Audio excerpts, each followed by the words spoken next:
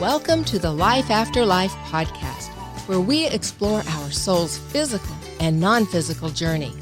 I'm Majana. Let's discuss angels, guides, and loved ones from the other side. Hello, friends, and welcome back. It's always great to touch base, and I am so happy when I get to meet you face to face and have sessions, because that is oftentimes inspiration, which is why we're here today. Oh my goodness, energetic imprints. This has come up several times in sessions here lately. So let's talk about it. What in the world are energetic imprints? I love it in sessions when my guides or your guides just kind of let me channel. That's the easy part, when I just am given the words or the phrases, or even exact feelings, and I can tell you what I'm feeling, physically feeling. When they're showing me symbols or parts of my life and I'm supposed to translate into your life, that's when it gets a little more interesting. However, in the last, over the last couple of weeks, energetic imprints has come up a couple of different times. So let's talk about this. I love how things shift. It's like, I don't know, as we move through this whole energy uploading, transformative thing that we've got going on right now, and I know it doesn't always seem that way with COVID, but we are doing a lot of the work and things are shifting. And I love what comes across through your guides and through my guides, because it shifts. Here's an example. Certainly a year ago, maybe even 8 months ago, I've really lost track of time. If you say we're at a crossroads in your life and you were trying to make a decision, I don't know, should I do this or should I do that? And if you were asking your guides, oftentimes they would just kind of literally stand there and kind of hold up their hands like, whatever you want to do. It's totally your choice, free will. Because those lessons that we are here to learn, we are going to learn them. So no decision is a bad decision when we look at it in the soul's journey. When we look at it from our human perspective, some decisions are definitely more favorable for us. But interestingly to me, the last several months, guides have been far more willing to sort of point us in a direction. And I get the feeling it's like, you know what? We have big work to do right now. We are healing through our stuff. And so let's get on with business. We have less time to waste because we are here preparing for this new level that we are all achieving. And it's kind of cool. I'm often surprised. Every time I think I figure out the rules, they change. So just being open and translating. I love it. All right, what do we mean by energetic imprint? Here is an example. Let's say that you grew up in a household. So we'll go to a little more extreme cases. There was an abusive situation in your household growing up. As an adult, you were determined you would not attract a mate that had that sort of an abusive behavior or mindset or habits. And yet you end up with someone that is abusive in a completely different way, but still abusive. And then we're like, wait, what the heck? So we just kind of traded one in for the other. And then you're wondering, okay, why is it I keep attracting the same kind of partner? And even friends, I keep getting the same kind of friends.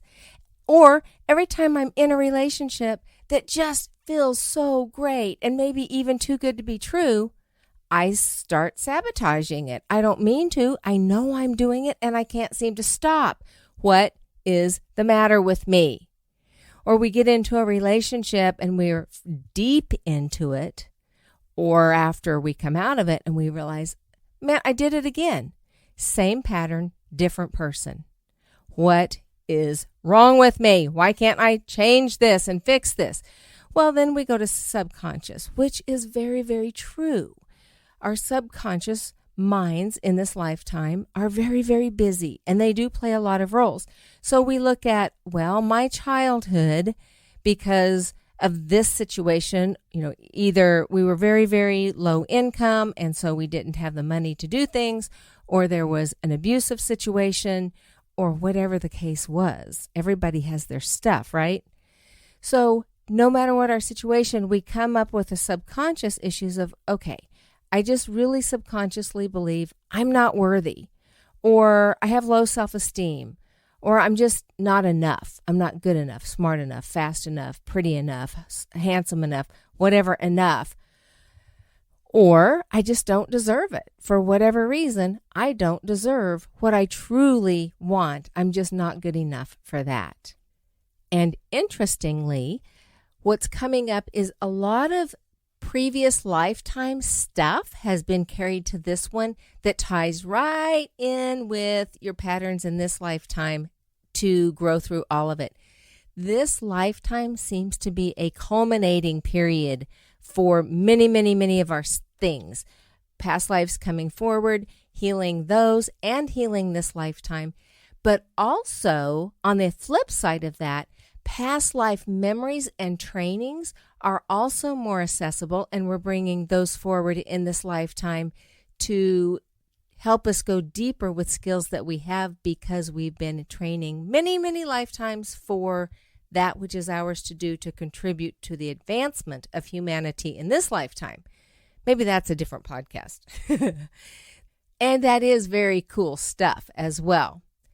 So energetically, we are imprinted with what happened to us in other lifetimes. We carry that forward in our DNA and our cellular memory.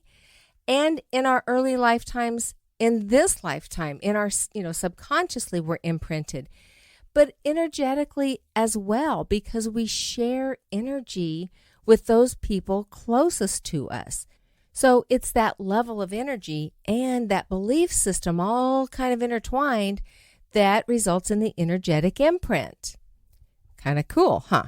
So we attract other people with a similar imprint. We may not even recognize it, but we know that energy attracts like energy. Thought attracts like thought. So whatever our energetic imprint is, attracts people with similar energetic imprints. Big question is, how do we break this cycle? If you grew up being abused, we know that abuse is a perpetuating cycle, so how do we stop it? How do I stop choosing the same kind of partner? How do I find new friends? I know what I want my life to be like. How do I do it? Similarly, if we have someone that we love is on a self-destructive path and we want to help them, how do we do that? How do we break that cycle of abuse or cycle of self-destruction? Well, if you've been in that position, you know you cannot force anybody to change. That is simply not going to happen until we decide we really are willing to do what it takes to change.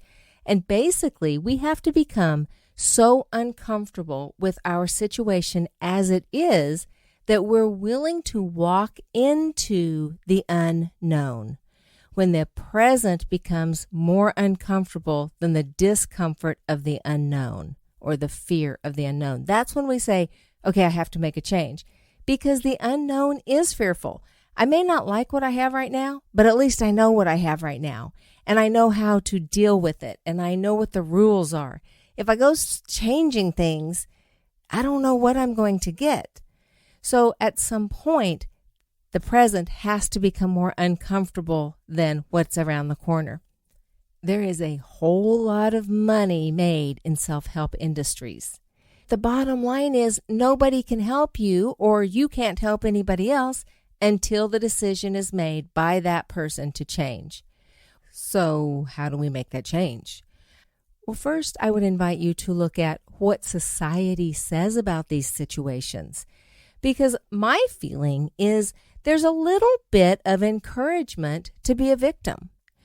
People give you sympathy and compassion and maybe even some handouts or a hand up or a shoulder to cry on.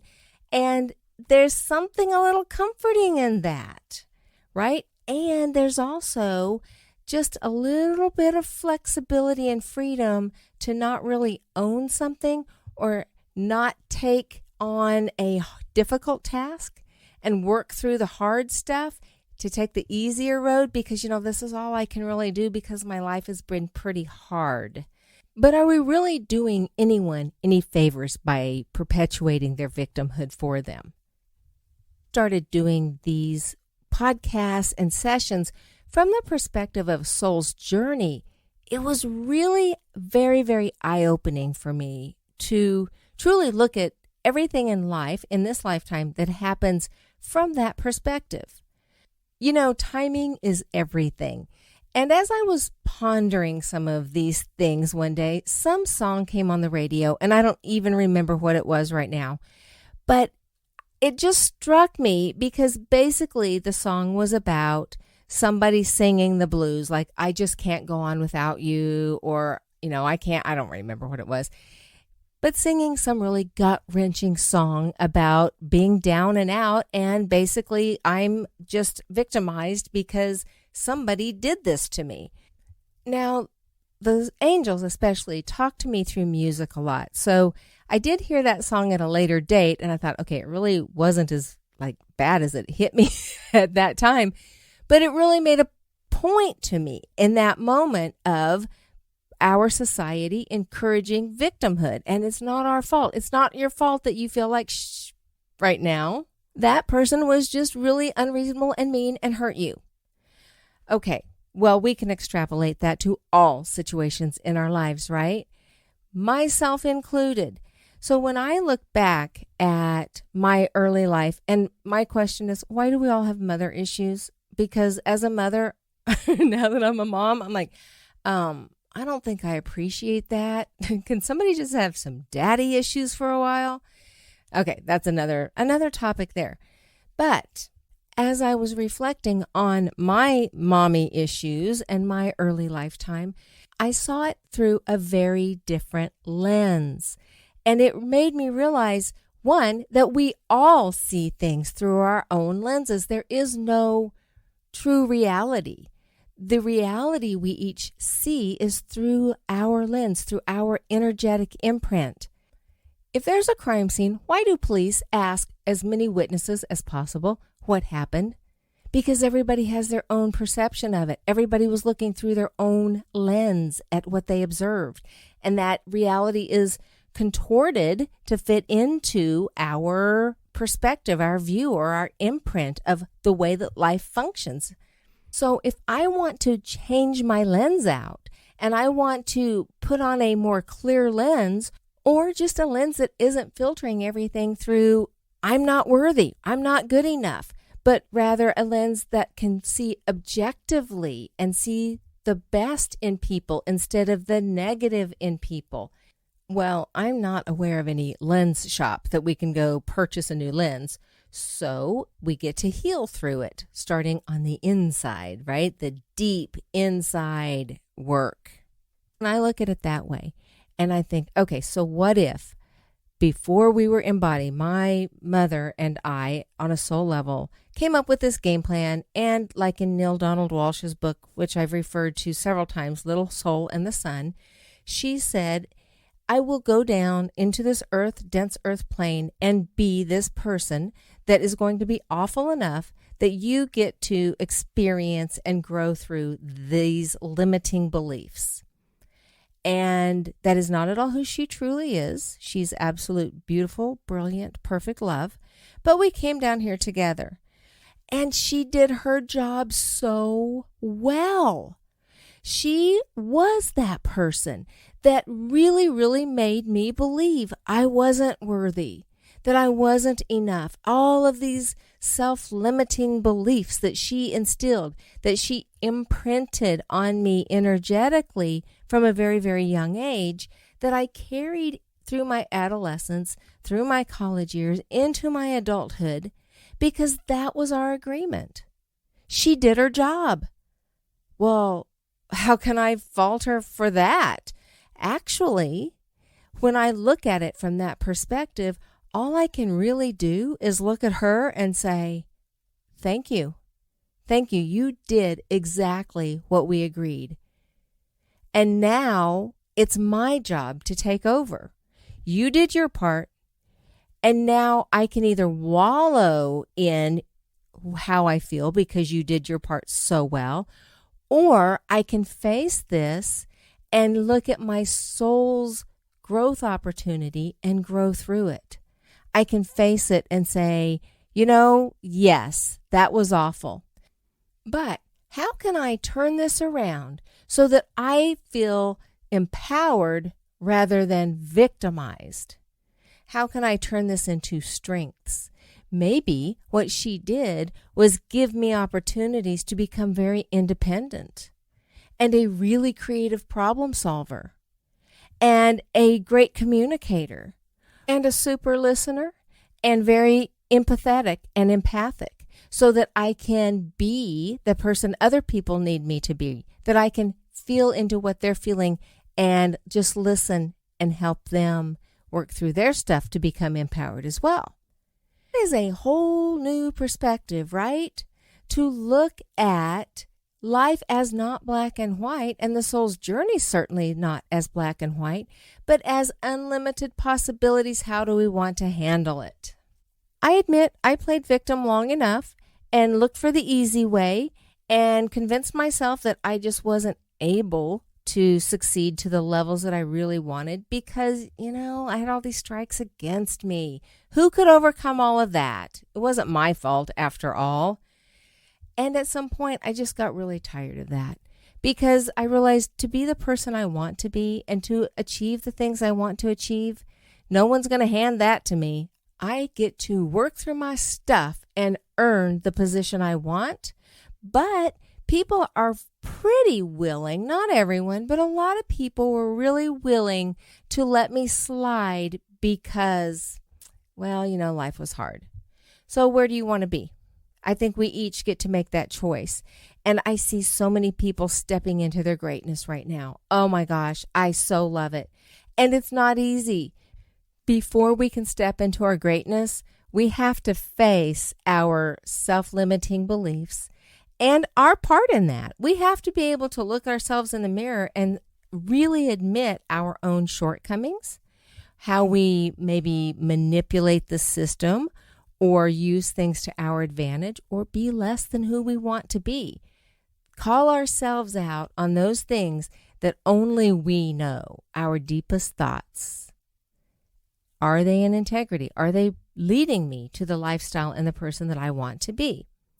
So once you're ready to do that, I think that is when you're really ready to make changes. Nobody, again, can force you to do that. Totally up to you. And I see more and more people ready to step into their greatness. And some people know exactly what that is and how to do it. And I think that's wonderful, and high five you. And then there are many of us that are like, I don't know what I'm supposed to be doing. So we can identify the things to work through and work through them, but then what? I don't know how to get to my next place. I don't know the next steps. So I know I have talked about in a podcast exactly how to do that. How do you get your next steps? And so a quick overview of that, and this is what I've come up with after years of working through it and what my guides have said, what the goddesses have contributed, and trial and error. So that process begins with commanding that we will receive the information for which we're looking. That can simply be an intention. My intention is during this meditation, I will receive my next step for my highest and best good to you fill in the blank. My next steps towards my soul purpose, my next step in clearing up this situation, whatever it is that you're wanting to find. And I always say, in my highest and best good, because there is no personal highest and best good. Think of being on an airplane, that video they show you, right? If cabin pressure drops and your mask comes down, put on your mask before you try to help anybody else. Because if you aren't in a situation where you are really healthy, you can't serve other people to your highest and best ability. So whatever is best for you is truly best for everybody else. So that's why I say, okay, to my highest and best good. And then we say, with as much ease and grace as possible. I don't know about you, but I have taken the hard, long way way too many times, and I just appreciate brevity at this point. I'm tired of that cosmic 2x4 slapping me. So what is the easiest and fastest way for me to do this? And I understand sometimes there has to be some struggle because there are lessons in the struggle. But man, I think I have taken the long way around way too many times. And then finally, expressing gratitude. Always end with gratitude, which is high energy. I want to back up just a little bit and explain the next step. So in another podcast, I did say that I ask for one step at a time because I don't want a laundry list. I look at that list, I'll get overwhelmed, I'll forget what it is, and then I'll start panicking because I'm like, oh my gosh, I know I'm forgetting something, but I can remember one thing at a time. I thought I always did that for only those reasons. And then it occurred to me also, especially in this energy, that it is also a practice in trust. Trusting the universe to guide me. I'm giving up that control. I think it even says something in the Bible about that, doesn't it? Like surrender. I'm not the Bible literate one. But I have found that there truly is something about that. When you are really in that space of wanting to do what is in the highest and best interest of you and step in your soul purpose, and you're saying, I don't know what that is for sure, but I trust that that will unfold in front of me. The other piece, the other way I see this happening is if they give me a roadmap of the entire thing, that's kind of feeding my ego where I want control. But I also know that sometimes there are so many moving pieces that timing is of the essence. So as I'm working on my little piece of the puzzle, and the universe is weaving this amazingly, intricately beautiful tapestry, there are so many pieces moving that if I go too fast, maybe I won't get the right and perfect outcome because the other pieces aren't there yet. So I have to trust in divine timing as well. There are way more people and circumstances involved than just little old me. I know, without a doubt, I firmly believe that the universe is working 100% in my favor for my highest and best good.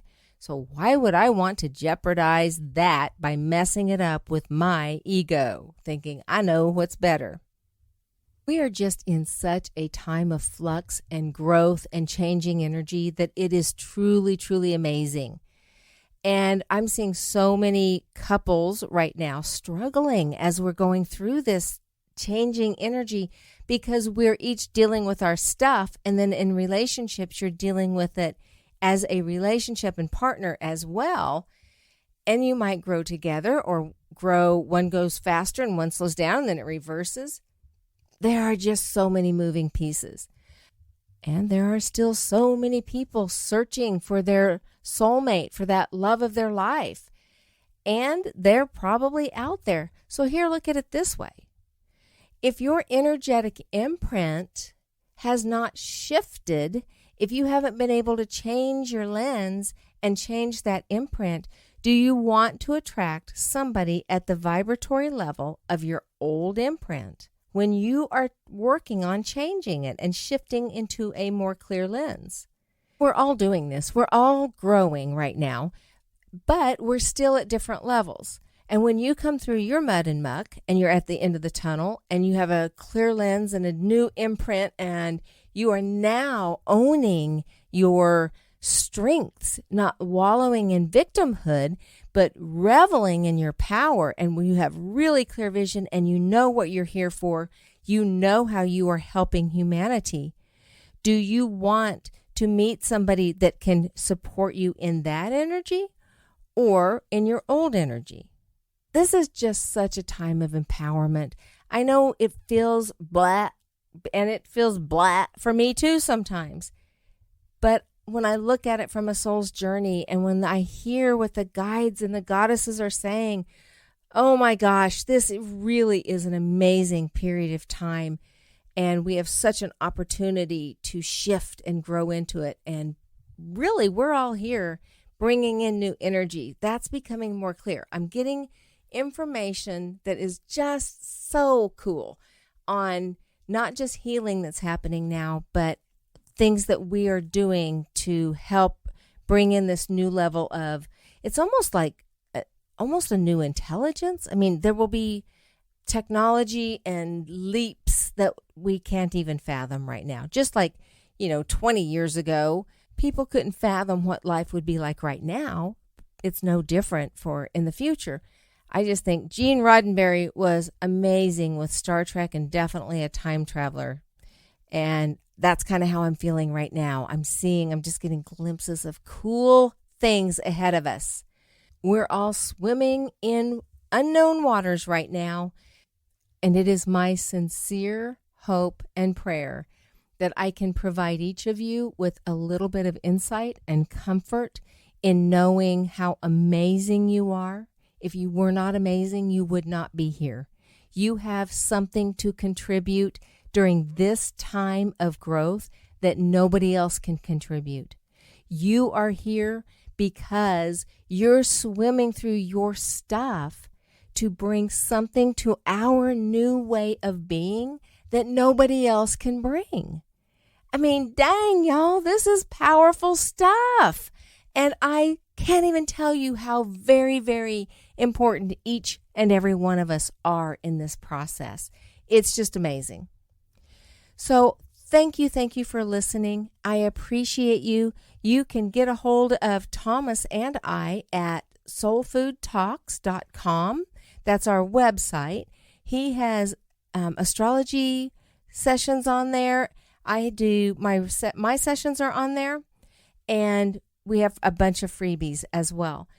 My email is majana@lifeafterliferadio.com. And one final note, when I hear something 3 times, that's always, pay close attention. Now we have way past 3 times. So we are looking at a ladies' retreat for the summer of 2021. I am just affirming that the whole COVID and travel thing will be a non-issue. And what I'm thinking is it will be all about raising our vibration, raising our energy. Don't have a name for it yet, but this is what I want to put a bee in your bonnet to be thinking about. I'm thinking maybe a Friday, Saturday, Sunday, late June, early July. And I'm looking for a location. Late June, early July, someplace pretty and cool. And y'all, that is not Texas. So if you have any great ideas, I would love you to share those with me. Majana@lifeafterliferadio.com. And I will be getting with you with details as soon as I have those. And I work with a couple of a really amazing men, Thomas Miller and Daniel Dano V, totally open for a co-ed retreat as well. So let me hear from you. Let me hear your thoughts, and locations would be awesome. All right. Until next time, namaste.